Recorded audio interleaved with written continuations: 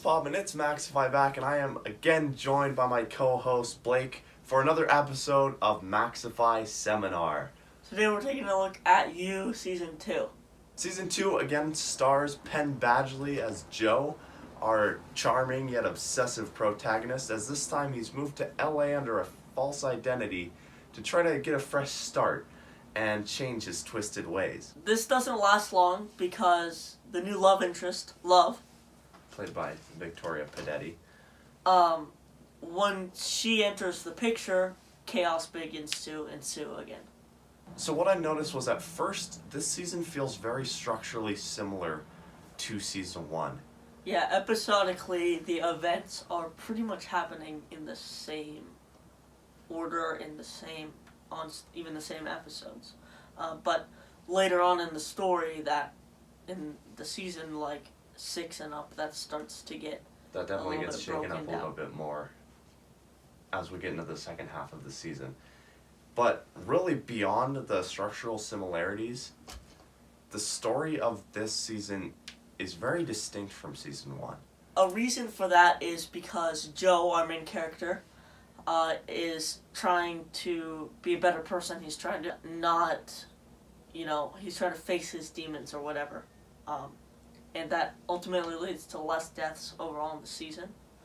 Although there are some, but there's less than Season 1. But Joe also meets his match in this season because, especially near the end of the season, but really throughout the whole thing, he has a lot of run-ins with people very similar to him in their obsessiveness or their just being a stalker.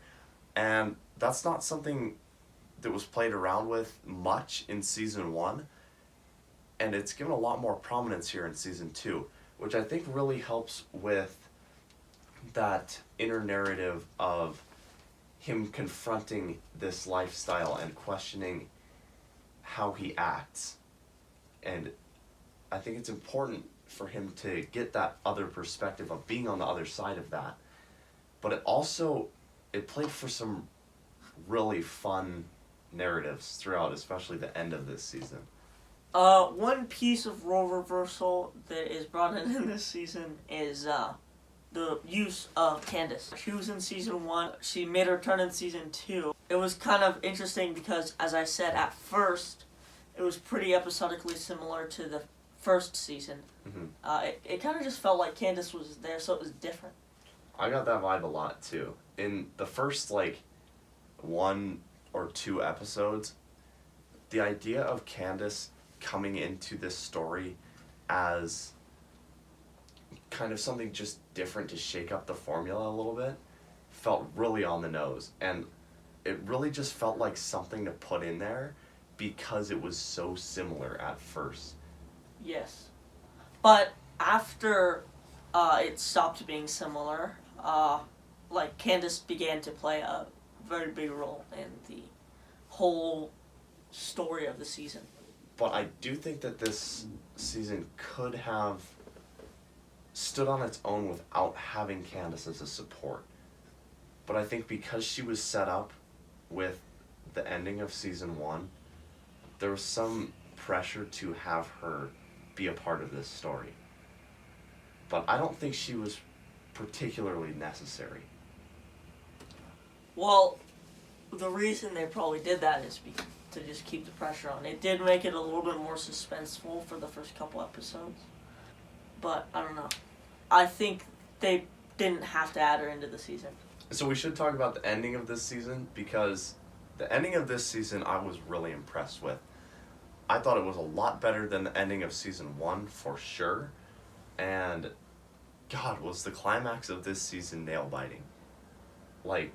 Yeah, one of the reasons for why it was so suspenseful is because I think this came into play a bit in Season 1, but you don't really know who to vote for, who to root for. Because you want to root for the main character, but also his morals are a little bit corrupt. And having this uncertainty around who really is the good guy and who you really should be on the side of, all culminates in this just incredibly white-knuckle climax where you have this confrontation between good and bad, but it's also a confrontation between antagonists and protagonists.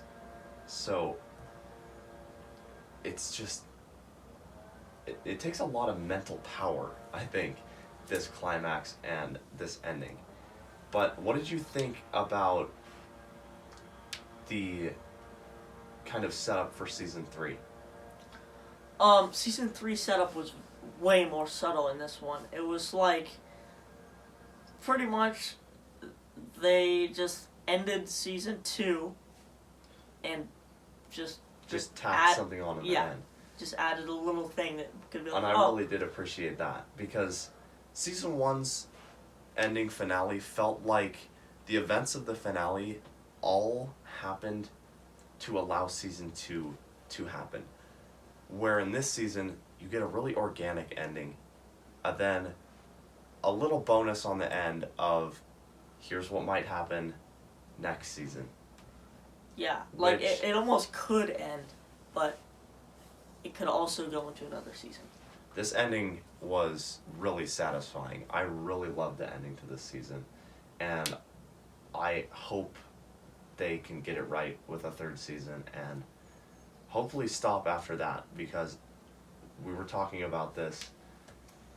It might get a little bit repetitive if they go any further than that. Yeah, unless they make a very big switch up, it'll just start getting repetitive fast.